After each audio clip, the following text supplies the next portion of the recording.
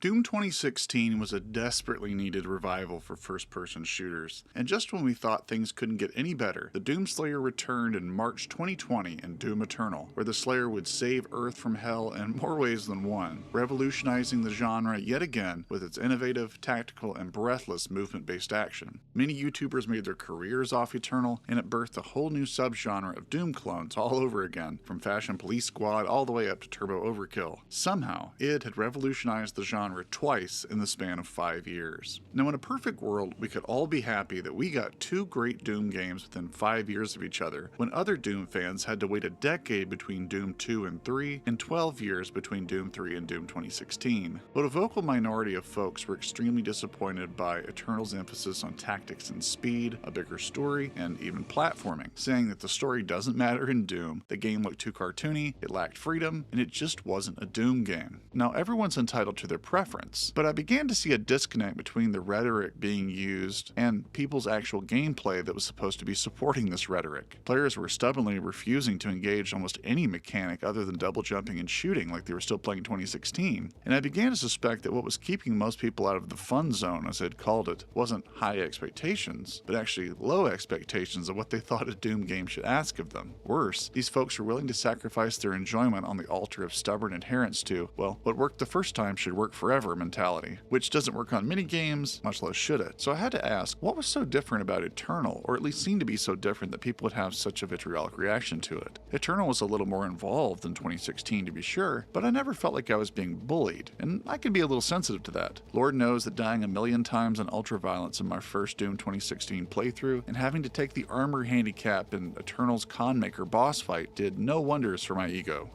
So this isn't a good video. I have no ego to preserve. No, this is a get better video, where we all strive to get a better understanding of how great a foundation 2016 was for Eternal, and why Eternal had to innovate or risk obscurity. And then, we'll test this theory against the design philosophies of the Uneven Ancient Gods DLC, and the upcoming Dark Ages, which looks to change things up yet again. I think it'll be clear that we're all really on the same side if we're patient enough with ourselves and the experiences we love. So without further spinning of chain gun barrels, rip and tear until it is done.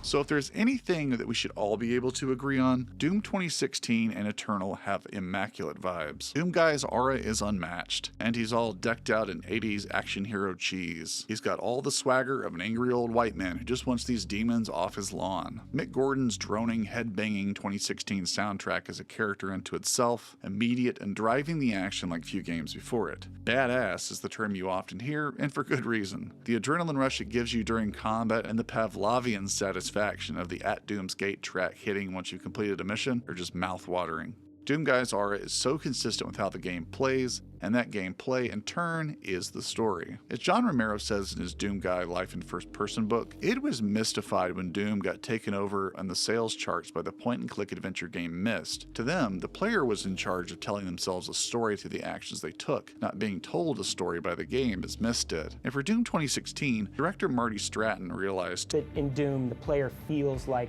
the Doom Marine, like they are the Doom Marine. So it's like, take the idea that I am here to kill demons, and that's the story. Much to the relief of many Doom fans who felt a little burned by the Half-Life style slow burn of Doom 3. Doom Guy smashing the computer while Samuel Hayden gives emission directives is a common meme that humorously underscores that Doom 2016's means business, not boredom. Ironically, creative director Hugo Martin still worked with writer Adam Gascoigne to create detailed codex industries. What? To create detailed codex What? To create detailed codex Fuck. To create detailed codex entries that would be a nerd Bible for those interested. Much like Tom Hall's Doom Bible in the original games, they could and would likely be completely ignored, but they were pretty great, and most importantly, they were a subtle signal that despite chastising verbose narratives, this new Doom wasn't going to fully embrace John Carmack's idea that story in games is superfluous as story in porn. Eternal would manifest these latent desires to make the world of Doom bigger and bigger, as we'll see. 2016's throw the book out mentality even compelled Danny O'Dwyer of NoClip to ask Hugo Martin, Was there a little bit of reticence? Like, oh, maybe we're doing too much with this? I think the brand was so easy to work with. It was like the most pliable clay. It's Doom. Every time we worried about that stuff, which was totally fucking valid, you look at the sprites going, brrr, and like the stuff, you know what I mean? And you're just like, we could do anything, you know? Like, have you seen the stuff that goes on in Doom? We would say that, we just play a game, and I'm like, yeah, let's just do, he's got a rabbit. Like, you know, like, who cares? There's a rabbit on a stake in one of the games, like, let's just go to town. Doom 2016 was Evil Dead, and Eternal is Evil Dead 2. Evil Dead 1 was that, in 2016, it was that surprise film that everybody fell in love with. With Evil Dead 2, I think Sam Raimi was able to really execute on a much larger vision. Doom Eternal is kind of like that. I said that throughout development. This is like our Evil Dead 2. We're really able to take so many of the things we started in 2016 and take them to the next level in Eternal. Now, some might argue that Doom Eternal hews closer to Star Wars, Lord of the Rings, and the Marvel movies than Evil Dead 2, and I get that, but I also welcome it. It's playing with the ingredients in a more outrageous recipe, sure, but it's something that we just haven't seen before, and likely won't see again. It's as of its time as 1993's Doom was, with its Slayer and Pantera riffs and Satanic Panic vibes. We've had the lo-fi pulp of the originals, the kind of dorky, not sure what tone to take in Doom 64, the gory moodiness of Doom 3, and the hi-fi update of the series' core conceits and general premise in Doom 2016. So why wouldn't we be able to cut loose a little bit and do a little multiverse action? Making Doom play out a little bit more like a Spawn or a Thor comic book is actually pretty badass. Doom Guy's not just a guy anymore. As I said, he's a god, a slayer of demons. Bringing in teleporters and shooting holes in Mars and the evil angel race of the Makers, making a pact with demons to let them take over worlds in exchange for the hell energy so they can be immortal is just plain cool. And if you're not into it, it's hardly there for long. Eternal is economical in its cutscene length and frequency, and for my money, games that give you even the slightest context for what you're doing almost always end up being more engrossing and satisfying than games that just tell you to go shoot things because that's what games make you do. And more importantly, Eternal's scope never takes away focus from Doom Guy as the mover and the shaker. He doesn't get lost in the shuffle. He stays true to his mission, and he's still the exact same guy that we liked in the old Dooms, and all the foundational tropes of the series are just being blown up to insane proportions. Even Mick Gordon's score transformed from the droning, rather predictable riffs of Doom 2016 into a much more seething and electric thing, feeling alive even during downtime. Battle tracks have far more diverse instrumentation, tunings, and voicings, and have far more precision in their mixes. We even get treated to the swells of a throat-singing choir to add further ambiance.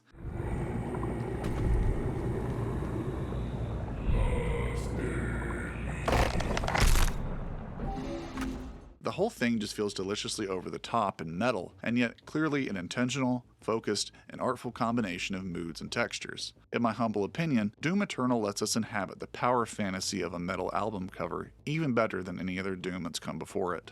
But people still manage to find fault with this comic booky, let's play with our action figures feel, preferring Doom 2016's horror-tinged atmosphere and less melodramatic storytelling. Ironically, as much as people had bitched about Doom 3 for over a decade, 2016 actually owed that 12-year-old game a lot of its visual and storytelling identity that people were responding to. Jerry Keehan designed much of the UAC in Doom 3 and was in charge of doing so yet again in 2016. But he wasn't reinventing the wheel, just adding some nice rims and cleaning the blood off the tread. 2016 recalls a lot of Doom 3's visual and thematic motifs. The clickable computer pads, the gore-spattered walls, the cycling of airlocks, the dust swirling off the surface of Mars, the nearly identical Hell Knight design, all the way down to how the Hell invasion was started by fanatical cultists, as opposed to just being some generic scientific experiment disaster. Amazing things will happen here soon. You just wait.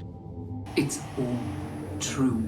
And much like Doom 3's almost Baroque art style, Doom 2016 is a grimdark, grounded take on the Doom mythos, artistically speaking. And like Eternal was called not a Doom game for its speed and tactical considerations, Doom 3 has been called not a Doom game because it's a slow-paced action horror game. Now, I'll leave my rebuke of that take for my own Doom 3 video one day, maybe even this Halloween. But as noted Doom tuber FP Media puts it, perhaps having more grounded locations and design was just a cough of our ass, because if they went too too over the top right out of the gates that might have not sit well with fans at the time. This stylistic through-line reverenced the series' past and eased the transition into the modern age for returning fans. So I get why people are attached to the look and the feel of Doom 2016. It's larger than life without feeling totally disconnected from life. But let's acknowledge all the blinky green lights to show you where to jump, the yellow jump pads, and the giant glowing power-ups lying around. It's consistent with the look of the earlier games, and it's totally defensible game design, don't get me wrong, but there are plenty of things in Doom 2016 that made it look and feel like a game. And yet Doom Eternal is the one that gets mad heat for looking too gamey, whatever that means. Doom Eternal's obviously leaning into this look intentionally, but this was more of a nod to the originals than it was a departure, according to Hugo Martin. If anything, games could stand to start unclenching their butt cheeks a little more often and stop trying so hard to fake being more than a game. The fidelity creep we keep seeing people obsess over, like the quality of pixels on people's ears when you zoom in, is the most pointless chest-beating bullshit that we can talk about, and it really doesn't have any place as a metric by which to judge the Doom series that's never been about documentary-style realism anyway. So why does Eternal look the way it does, and why is that a defensible choice? There is a Disney-like quality to what we do. I tell them all the time, I'm like, it's the apocalypse if it was made by Disney. It also dials in He-Man's vibrant cover art and macho sensibilities, its comic booky Saturday morning cartoon vibe that's just meant to embrace being a video game. Eternal's totally fine with letting its hair down and getting freaky with it on occasion, but there are more important reasons for this change too. We have to make new experiences. Man, who wants another 12 hours of red hallways and Mars Hell, Mars Hell? There's no way that that's working. My comment to that is like, there's a visual exhaustion that takes place. Like more red. Doom 2016 is a nice looking game even 9 years later, don't get me wrong, but it is consistent looking to a fault. There's not a ton of environmental variety for long stretches. It just doesn't have nearly as wide a mood palette like say Doom 3 does that lets it differentiate its environments one from the other. But as Hugo says, immersion to me just means consistency. Immersion is like, how consistent are you with your visuals, your tone? And if you're consistent, then I'm immersed in your world. for instance, Tetris isn't something that you would see in real life, but I'll be damned if you're not sucked in by that game for hours if you're really feeling it, if you're really immersed in it. Immersion's not always just about how believable something is, but by how seriously the game makes you accept the obvious artifice of a new rule set, new reality. In the traditional sense, 2016 is realistically immersive, or more so than other Doom games, but there's a reason that people made that meme asking whether they're looking at lasagna or a Doom 2016 level, just saying. And more importantly, let's not act like there aren't tons of stretches in Eternal that don't just look like a regular-ass sci-fi game. It's not all stupid-looking platforms and fire chains blocking your path. Are there contrived jump pads and monkey bars and a brighter color palette and all the effects on screen? Absolutely. But just look at the average screenshot of Eternal and tell me it doesn't have a little bit more zip in its beautiful color contrast and composition than 2016 screenshots do on average. No offense to 2016, but I think Eternal is just an outright better looking game by almost every visual metric, even the ones that people think 2016 excels in. But this isn't just a "my favorite color is rainbow" observation. These color combinations have specific and necessary gameplay applications too. So the colors are just born out of the need to be able to tell people things very clearly, and that is consistent with what was in the original Doom. Like, color and audio cues are super important to making combat fun and educational as to what to do next.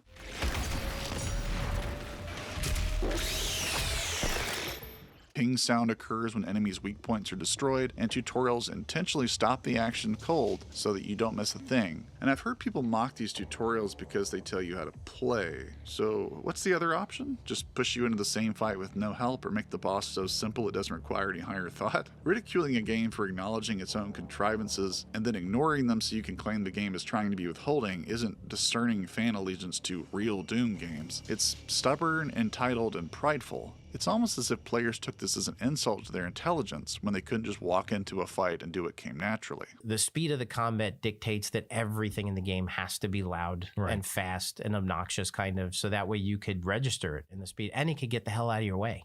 You know, that's the thing. I don't want it to be subtle. I want to be like, did I just break a weak point? Great, thanks. Okay, moving on. It is betting that this is the most fun version of the game, i.e. one that asks you to do a little dance with the enemies, and you can do cool things once you realize the rhythm. So they wanted you to know how to play so you can strive for the most fun version of the game. Now I'd agree that Eternal's rainbow-colored pickups exploding out of enemies, or its glowing blue jump pads, floating grapple pads, and bright yellow monkey bars look more artificial than the average game. But who gives a fuck? it looks great, and more importantly, it directly improves readability during gameplay. Now, Eternal's definitely swinging for the fences in new ways, but it's still playing baseball, if you'll pardon the analogy, and playing it based, no pun intended, on 2016's foundations. Way back in the days of yore before 2016 was finished, id was actually agonizing over how to make the game feel right. Their epiphany came when they realized that the animation-led melee combat that they were stuck on would only feel good if it was sped up and if it satisfied the idea that aggression is a way to control the battlefield. This became known as push-forward combat, which we always hear about. In 2016, enemies now have excellent pathfinding and will chase you behind any cover that you might take, so your best bet isn't hiding behind something or just running away, but taking the fight right to the enemy, reading tells in their animations and making sure that you're taking advantage of the high ground when available, just like classic Doom games. But even if you do these things, Hell Knights can still jump up like nightmarish gorillas to push you out of a vantage point, imps are always throwing their stupid accurate fireballs at you, and can climb and shoot at you too, so you're never really safe at any one particular spot. Now, the one enemy that deviates from this sort of breathless marathon pace is the heavily revised Pinky Demon. He's still pink, but now he's a charging enemy that can only be damaged from the back, and he has to be double jumped over or you'll get hit. This dude is seriously annoying and probably accounted for, 40% of my deaths in my original ultraviolence run. In fact, I'd say that he's often overlooked as a possible forebear of the type of design that would become the Marauder in Doom Eternal. He's the switch-up that challenges your perception of what a straight-up fair fight is, and he throws a wrench into the play pattern that we've been practicing. Obviously, the Pinky's not strictly as hard as the Marauder by any stretch, but I've died to my fair share of both, and I think it's important that you don't hear anyone complaining about Pinkies, and yet they're the most obnoxious and filtering enemy in 2016 by far, and an example that we can have such a thing and it won't necessarily ruin the fun just because it asks a different response in the player. So, the Pinky Demons break up the learned rhythms of 2016 and Eternal, but let's return to what that normal rhythm actually is. Mobility and endurance are two big differences between Eternal and 2016, a realization that became abundantly clear when I recently played 2016 on Nightmare and found the lack of Eternal's dash to mean I was just scrambling like a roadrunner all over to evade my foes. I felt this pretty profoundly in my original ultraviolence run, feeling like I just needed to outlast my enemies a second longer to succeed, and so I jumped right back in to start again. Doom 2016 can feel like training for a marathon, and by comparison, Doom Eternal is a set of short sprints. It's endurance versus quick twitch. 2016 resurrected most of the series' core weapons like its shotguns, chainsaw, plasma rifle, rocket launcher, and of course, that big fucking gun. The Gauss Cannon was a new addition, a kind of railgun variant, and Eternal transliterates this into the ballista, but generally speaking, both games recall the best parts of the old game's arsenals. Your affinity for guns is apparent. I'm confident you'll find something useful there as well. You never need to reload, and if you ever needed to get more ammo, you can just chainsaw an enemy. But because ammo pools are so deep, you'll only likely use the chainsaw to one-shot enemies that you don't want to fool around with, so that you can resume super shotgunning everything in sight. But why wouldn't you do this if no enemy ever stops you from getting in close, and the super shotgun kills most everything in 2 hits anyway? But the other weapons are no slouches, even if you're not incentivized very often to use them. You can carry all of them at once, and they all have mods to unlock, so it feels like your arsenal's twice as big. But what's interesting is how much more important weapon mods are in Eternal than 2016. In 2016, no enemy outside of the Pinky Demon or bosses really has any defense against you, so any damage source is as good as another. Most mods in 2016 are more or less, what type of damage can I squeeze in here that's easier than perhaps another type? They all largely contribute to the same outcome. Mods are just hammers where everything's a nail, whereas in Eternal, weapon mods feel like a full tool set with different utility for different jobs. And while there's nothing wrong with Doom 2016 being straightforward, Hugo Martin insists that they couldn't just make the same game again in Eternal. They had to innovate. Fair criticism of the game is it got repetitive in the third act. You only went to Mars and Hell, and you definitely felt like location-wise and AI-wise, we had run out of tricks. The average consumer thinks that Doom is just kind of this really polished, mindless corridor shooter from the 90s. And based on the fact that you can't throw an ice grenade without hitting an anti-Eternal video that says they like 2016 more because it let them turn their brain off, that appears to be an accurate read. There's nothing wrong with wanting a relaxing power fantasy, but that's not a terribly accurate summation of what Doom has been, or necessarily what will make it fun. Even the OG games had a subtle depth to them, as you had to keep enemies from dominating you from the high ground and assess whether to save high DPS weapons for crowds, so you wouldn't get overrun, or maybe use that instead on a Revenant, whose homing missile would make short work of you and distract you from all the other enemies. Those kinds of things. These days, id likes to call this the combat puzzle, and it's only worth your time if it's fun to solve. solve. So while marketing balked the idea of using the word puzzle for a Doom game, I'm fine with there being an overall puzzle to Doom as so long as being aggressive is always the number one solution, you know? the Doom is just a power fantasy crowds aren't far off the mark, but it's another reason why I think Doom 3 works as a Doom game, because it is a rising power fantasy, and not just one where you have complete dominance over the enemies from the start. 2016 was sick, don't get me wrong, but like Doom 2, it's very easy to cheese using the super shotgun. There were too many unplanned for exploits in the game. And a couple of things where it's like, if I master this and kind of just do this, I could kind of beat the whole game with a sort of repetitive style of play. Now, I've heard many 2016 fans call this player freedom, use whatever you want for as long as you want. But if the game allows the most obvious and the most effective strategy to be used repetitively without any punishment or incentive to do anything different, it's letting itself be exploited by the player. It's not against the law, of course, and some power fantasies can be totally weighted in the player's favor, that's fine. But when the complaint becomes that Eternal doesn't let them do this, so it's a bad Doom game or just a bad game, I start to realize that freedom isn't the ultimate virtue for these people. Comfort and a lack of accountability are. And as someone who often avoids hard games because I don't like getting frustrated, even I can tell you that eventually just playing games with very little friction can get pretty boring after a while, because nothing's really asking you to go beyond the experiences that you've had 1,000 times over. Games rolling over for you can only be interesting for so long. It's fine for Doom 2016 to be the game that lets you do that, but now that it's there, you can go back and play that as long as you want. Moving forward, id knew that they should and had to make a game with a more engaging offer. Glory kills weren't going to carry us this time, It was just like old news at that point. Still charming, still fun. Yeah, glory kills feel pretty good, but it wasn't enough.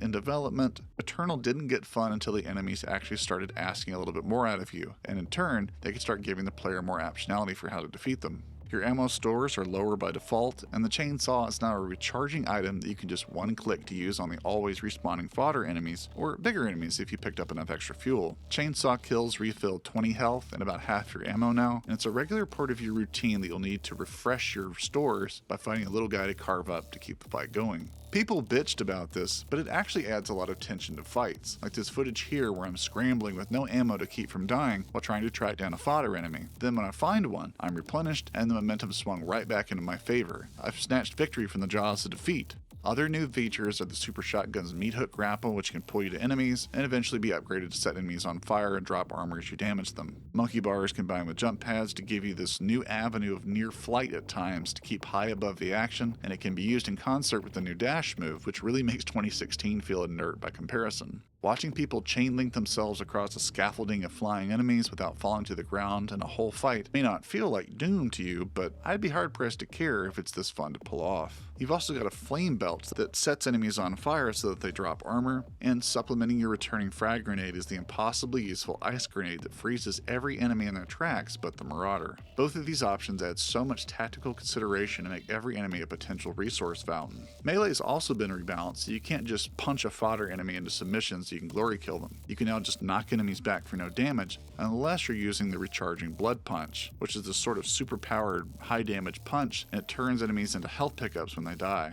One big use of this is to knock the armor off the armored mancubi. So yeah, that's new. Enemies in Eternal have destructible weak points, which are worth taking out to disable their most potent attack. This means that you can disable the Revenant's rockets or Mancubi cannons or Arachnotron's turrets with well-placed shots, and certain weapons work better than others to accomplish this, like shooting makers with the precision shot attachment, or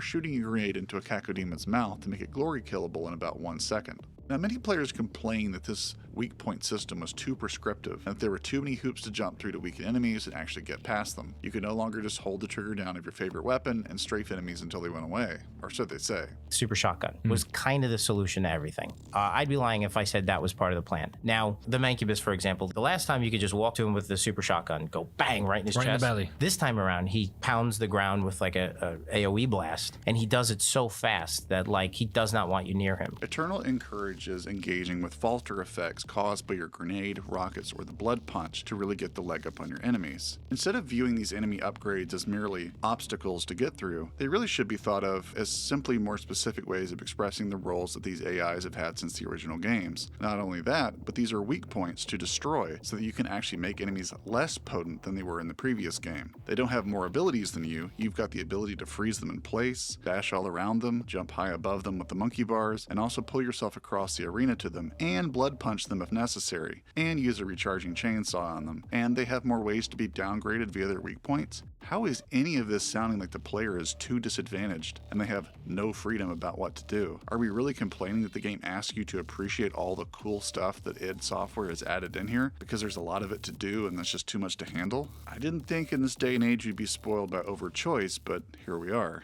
On paper, you think, well, we should just let people play the way they want to play. You know, there's really no game that's like that. Right. Nothing. And people would always throw me like, well, open world games. Like, really? Fallout's play your own way? It is? Okay. I'm like, I'm good at shooters, dude. I don't need to do this. I don't need to go find cans. I'm just going to go and just murder stuff because I just beat Doom on Nightmare. The game's like, nah, like, you know, go upgrade that bolt rifle because you're going to get wrecked. So they funnel you into the fun zone because the bet is exploring the world is fun. And they're right. Destiny, I can't just like walk off to the highest level zones. I'm going to get crushed. You know, it's a trade-off in time. Ours is a trade-off in skill. In Eternal, the bet is that this breadth of options actually creates more freedom, not less. And this is evident just in the gameplay that you can watch. When he was interviewed by Tyler McVicker, he noted that people who say that Doom Eternal is too restrictive, that is not correct. When I watch you play and I watch me play and I watch other, we don't even do the same thing. But we're all kind of, you know, there is a general sphere of execution that we all remain inside of, but we do it all different ways. You know, sometimes when I get bored, I'll just purposely lean on certain mods to do certain things, and it's really fun.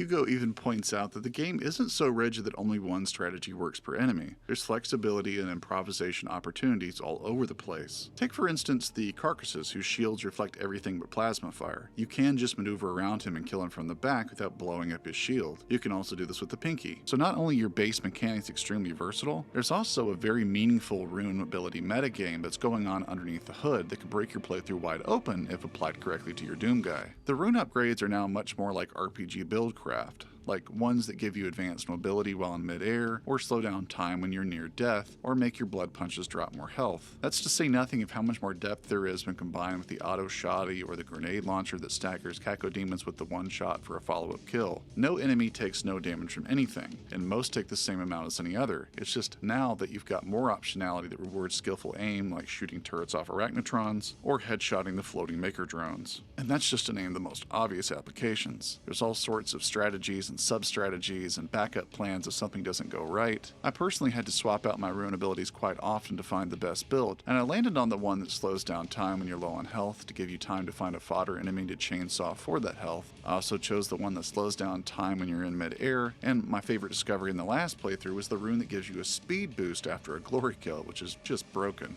This in tandem with things like the rocket lock-on burst or the auto shotty made for some absolutely broken kill chains. But I did none of this on my first playthrough back in 2020, and changing up my tactics to better account for all the options that were, plain as day. It says right underneath the ability what it does. I not only got a first-hand look at how to improve my comprehension of the game, but I had a more interesting, more fun time. This was just low-hanging fruit that was already in the game that I just had to reach out and grab. So, in conclusion, it is giving players more powerful and cool-looking things to do, as a much deeper rune build metagame, and in return for taking these creative choices seriously, you the player get to win more and have more fun. Optionality in combat isn't a gate to keep noobs out, it's a ladder that you'll be asked to climb to get to something better on the top shelf. See, tracking frustration moments is the wrong way of thinking. Losing is just motivation to try again, but better. Ask a team that just lost a close basketball game. Do they want to quit the sport because they lost, or do they want to get back out there immediately and redeem themselves? I'll let you answer that. All it takes to ascend is a little bit of patience with yourself and faith that the developers aren't just punking you, and that by drawing you out of your comfort zone, they're angling you toward the fun zone. I barely know any of these high-level strategies, and I'm just learning a lot of them myself still, and I got by just fine in my first two playthroughs. And once I incorporated some of the smarter options that I came across and paid attention to some buildcraft videos, I not only felt more accomplished as I beat enemies more cleverly, I came to know and appreciate the depth and the balance of all the things that id had put together and thought about in great depth. All it took was a little humility and a little faith.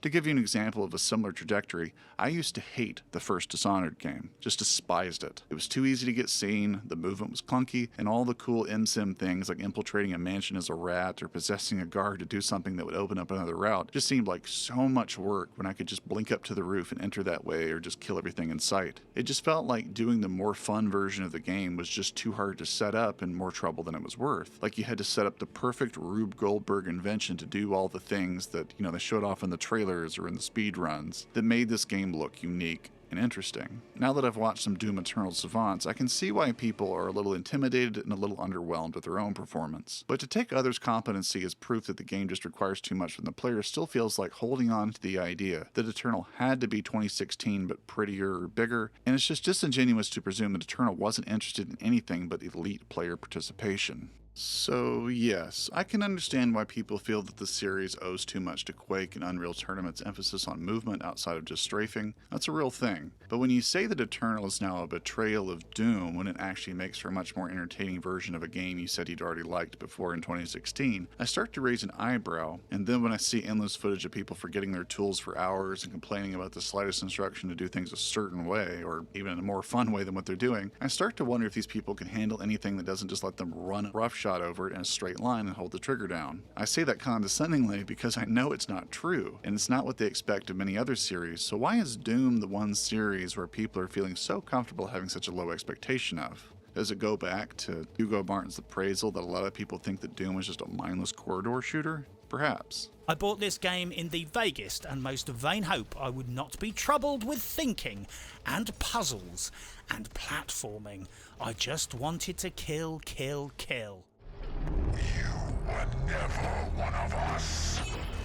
You were nothing but a usurper, a false idol.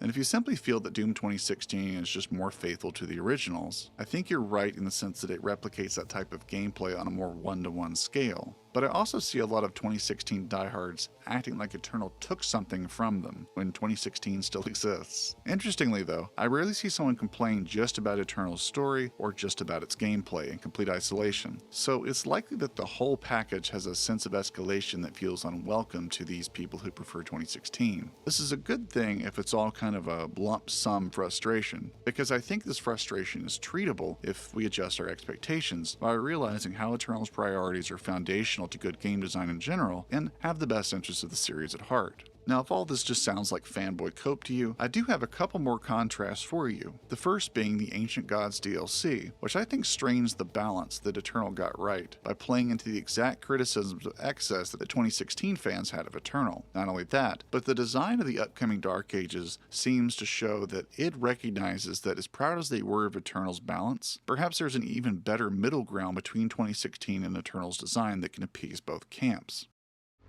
Portal ready in 3, 2... Alright, so let's start off with the Ancient Gods. Now for me, the Ancient Gods DLCs are strange beasts. Let's get the good stuff out of the way first. For one, it's more Doom Eternal, which is hard to complain about. It's got far greater environmental variety per minute played than the main game did by virtue of being a shorter, tighter package, and it adds a platforming element to the grappling hook that Eternal haters like Connor Sherry Shaw thought was missing, so there you go, I guess. The first Metal Gear Solid 2 sea-base level is a stunning sight to behold, and it's a surprising thing to see in a Doom game. It's just very hyper-realistic and detailed. We also get a lot more lush Earth environments this time around that, while a little blurry, have a nice Last of Us style vibe to them and provide a welcome respite from all the metal and fire that we're accustomed to. The new hammer weapon is very Quake-esque, as in how Quake was going to play when John Romero first dreamed up the action RPG version of Quake before they turned it into an FPS, so that's a cool callback. The hammer is cool and powerful and replaces the Crucible. The pacing of encounters using it and the other guns starts out well enough, but they tend to go on for too long, cramming in comical amounts of heavy demons at the end of waves. Now understand that the DLC is really there for people who want a bigger challenge, a la the Soulsborne series, you know how they tend to get harder and harder to satisfy returning fans, and a DLC is a perfect place to do a controlled experiment where you just sort of let your freak flag fly. But the preposterous amount of hazards, extremely tough enemies who can only be killed one way, and the outrageously long waves can just feel like someone dialing up the difficulty slider to 11 and going, "Job well done, go me." The story's even a little bit goofier too. There's just something off about the Ancient Gods to me. Maybe it's because for the first time it had to work from home because of the pandemic and it impacted the quality a little bit, as it's certainly a little sloppier than the main game with some jittery performance. But mostly I question id Software's priorities on balance and vibe. Now for the first time, Doom Guy's aura seems a little phoned in, repeating motifs too often like the whole shotgun cock and title drop, which uses the best song on the soundtrack but the worst part of it. I've also never been so underwhelmed by a title drop that clearly knows what it wants you to be and feels pressured to kind of do the thing again. Go be a badass. Now, as we found out later, the first 2 games' composer Mick Gordon had been incredibly mistreated by id, so he was no longer in the picture making his iconic Doom music. So it was up to indie darling Andrew Hulshult and David Levy to take over for him in The Ancient Gods. Now, they try to emulate his style, I guess, the best they can, but outside of a couple tracks like the end credit song I just mentioned and 1 or 2 loops in the Blood Swamps, the soundtrack is just extremely forgettable. I don't want to trash these guys' work as if they injured me or took something from me, and it may have just simply been the restrictions placed upon them by, having to hew too closely to a musical identity that they didn't create. And God only knows if Marty was as obnoxious to the new guys as he was to Mick, but overall, the hooks just aren't there and the mixed quality is pretty sludgy. This wouldn't be such a big deal if the music wasn't essentially a supporting character in Doom games. Nearly every facet of the Ancient Gods follows the let's do Eternal but bigger and better. This is an understandable philosophy, but not the most cleanly executed one. The Ancient Gods' obnoxious pile-on mentality shows just how delicately balanced a high-risk, high-reward combat model. Holy fudge. The Ancient Gods' obnoxious pile-on mentality shows just how delicately balanced an Eternal had to be in order to be fun and remain fair. Ancient Gods kind of enjoys putting the screw to you in ways that get increasingly more obnoxious and prescriptive. The difficulty of some fights can just be comical, like the double archvile, or when you beat out huge hordes of enemies and a couple tyrants or a cyber demon or a marauder show up. I played this for the first time recently in 2025, well after Part 1's high difficulty had been patched out because of the complaints and then somewhat patched back in after other people complained that it was too easy. So, as it stands, Ancient Gods Part 1 is not the hardest game you'll ever play on Hurt Me Plenty, but I can see how the one fog section with enemies shooting from within and the tentacles popping up to one hit you would be diabolical on higher difficulties. I had enough trouble with things like the last non-boss fight in the second level of Ancient Gods Part 1, but the real ick of the Ancient Gods is how it leans into the criticism that 2016 fans had of Eternal, which is the lack of player expression, the prescriptiveness where certain enemies can only be killed one way.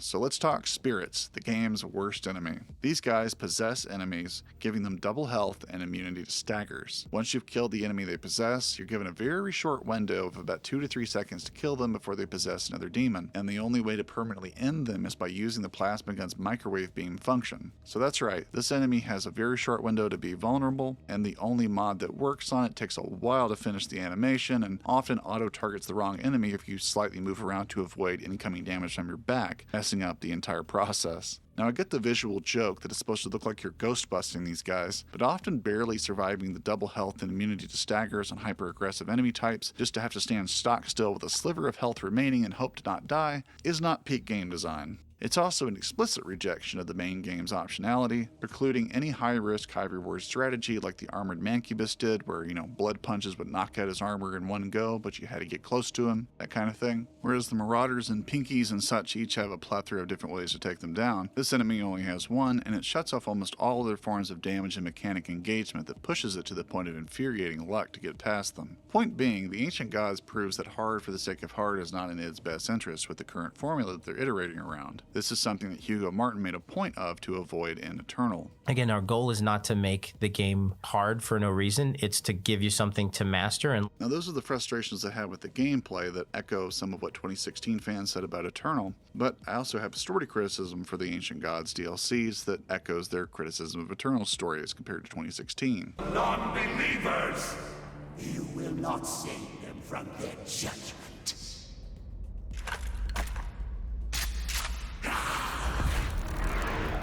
So as the main game revealed, the Hell Invasion is essentially the work of a rogue angel race named the Makers who made a deal with Hell to allow them invasion rights to the worlds that they owned in exchange for Hell's energy source so that they could become immortal. This is the sole goal of the creator, known as the Father, or so they thought. In a series of 3 twist reveals that happen at certain points throughout the DLCs, we find out that Samuel Hayden is actually an alias used by Samur Maker, or the Seraphim, the right-hand man of the Khan Maker, who actually hooked up Doomguy to the Divinity Machine to make him the ultra-powerful Doom Slayer. And he did this under the mind control influence of the Dark Lord Davoth, who was apparently the big bad, kind of the devil of this world that was taken out of commission because he was getting too uppity. But as it turns out, even that characterization is turned on its head as we find out that the Dark Lord Davoth was actually the creator of everything, and that the Vega AI is actually the Father in disguise, and he's the betrayer who went into hiding once he turned everybody against the Dark Lord Davoth.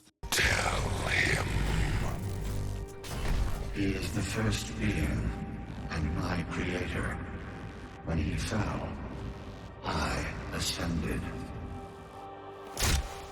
Now this twist makes the new Doom arc feel even more like a Spawn comic, which loved the pose that heaven and hell are just two sides of the same coin and were equally wicked in their own ways. Sacrilege aside, this twist doesn't mean much other than to be twisty. It's not that the last moment isn't kind of cool, but it also kind of feels like twist overload in a game that just seems to enjoy hiding people behind aliases and then revealing them as the primary mode of intrigue. It's subversively fun in a way, but it comes a little too late to really impact anything and feels like a way to give gravitas to what was a rather underwhelming set of reveals. It honestly has so many plot holes and contrivances it's hard to invest too much in. The Dark Lord looking like the Doom guy is explained as he's the alternate world version of you, but why? There's no precedent in the lore, and this is never expounded upon, so I have no idea what this plot point was all about. There's also a lot of weird visual references to Avengers Endgame, but it's the first time that I felt sort of indifferent to what was going on, like it was starting to lose its identity in kind of goofy ways. So yeah, that's the Ancient Gods. I'm glad it exists and I had some fun with it, with the prescriptive enemy encounters that only allow one method of winning, and some fairly obnoxious wave design, a story that just kind of putters out, and the staleness of the badass vibes, mediocre music, and the overall sort of been there, done that vibe just doesn't do much for me. It's totally possible to love the Ancient Gods. There's some great stuff here, but some of the magic is lost in how fast and loose the team plays with the main game's balance and storytelling economy. You were never one of us.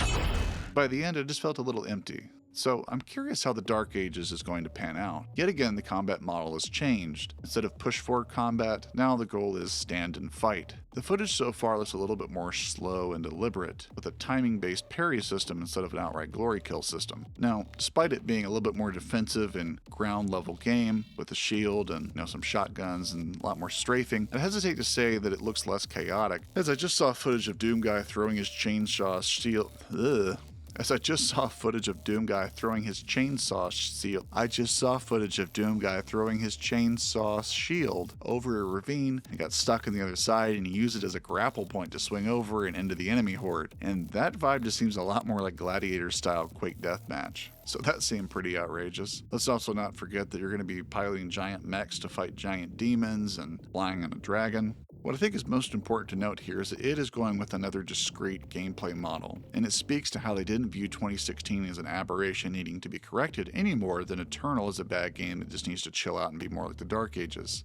So now that we have 2016 Eternal and the Dark Ages to compare against each other, it's clear that this was always its instinct in the first place, to keep innovating and to keep making new and distinct experiences. Each game has to innovate or it risks becoming obsolete in the pantheon of Doom games and really just gaming history. Doom 2, despite its super shotgun and new enemies, is often remembered as a bit of an expansion pack for Doom. It probably has stood out a lot more if its levels hadn't felt so gimmicky, and its action wasn't just kept largely the same. The arc of 2016 to Eternal to the Dark Ages is a solid rebuttal to this type of iterative, or is that iterative, but not transformative design. However financially smart it may be to just repeat yourself. It's just gotta be different from Eternal, Martin said, especially if I love the game. If I want to play a Doom game, I want to feel strong, but I'm okay with changing what that power fantasy is, especially if that change brings it closer to classic Doom.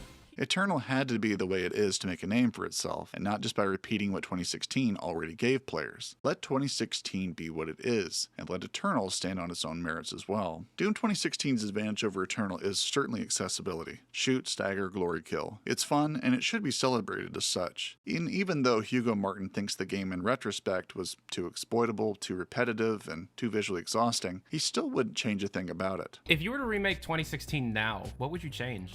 So, look, you know what I'm learning? Don't change anything. I think a lot of the stuff that they did in the original Star Wars with the special editions were better, and I don't like them. I just want it to remain the same. I think each game now needs to go on the shelf and be a time capsule of what it is. Now, for my part, I do think that Eternal is a more smartly and finely tuned game than 2016, but I don't think that's a fault of 2016. I think it's just a question of what game are you trying to make. 2016 is way more low maintenance and straightforward and has fewer ways to punish the player. That's fine. Eternal amps up the stimuli and then gives the players more ways to fight back and pulls it off with an incredible eye for detail and balance. That's fine too. I'm just saying, 2016 is not the game with all the clones like Doom Eternal is. Eternal's inspired a whole host of other games like Shadow Warrior 3, Fashion Police Squad, Postal Brain Damage, Deadlink, Project Warlock 2, Turbo Overkill, Ultra Kill, and Metal Hellsinger, just to name a few. It's clearly got legs to its combat model, and it's not just a fad, it's a distinctly careful and well thought out, balanced system that people can recognize and emulate. But regardless of whether you agree with Eternal's quality or care about its influence, I think we all have to agree that Doom Eternal is absolutely a Doom game. In fact, I'd say Eternal is one of the doomiest games to ever Doom. Hugo Martin certainly designed it that way, recalling the arcade look of the original and incorporating the Doom 3 Hell Knight design, and trolling environments, dimension hopping, and the Unmaker from Doom 64. Hell, the storyline of the new Dooms even makes the series timeline all canon except for perhaps Doom 3. We were able to kind of like look at the Doom brand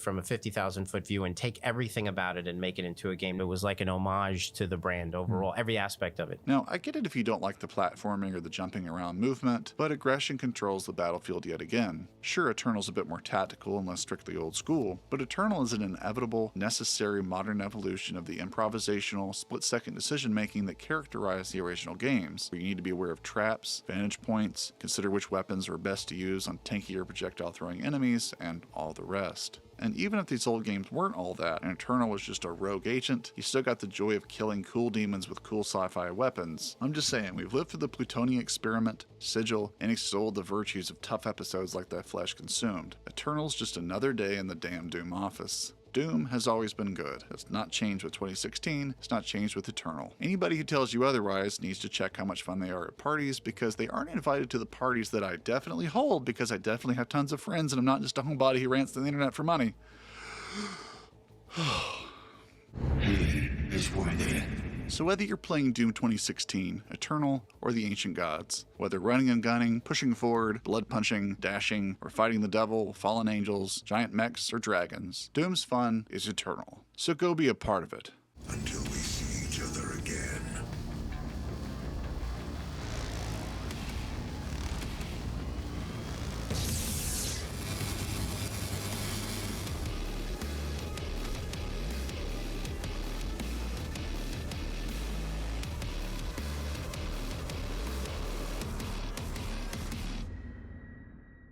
So if you're enjoying the channel and want to help it get to the next level, please consider becoming a patron or a channel member. By doing so, you'll be shouted out in the credits of every video, get early access to new videos, receive game keys as available, and even be able to vote or contribute to upcoming projects. Sounds pretty good, right? Well, these people thought so, and I have to thank them very much for their generous support. Mark Neubauer, Deadforge, Hey Blondie, Yak Show, M, Bibby F. and Bloxburg, Melancholy Geek, Gareth Sun, and an extra special shout out to those contributing to my highest paid tiers, James Wyatt, and the Nth Review. And if you're not tired of me by now, check me out on the Quad Damage podcast with Deadforge and Robert Yap as we talk first-person games with developers and content creators alike. God bless you everyone, and I'll see you soon. The Slayer, the savior of humanity. You think one man can stop the armies of hell? No. Meanwhile... So that was a fucking lie.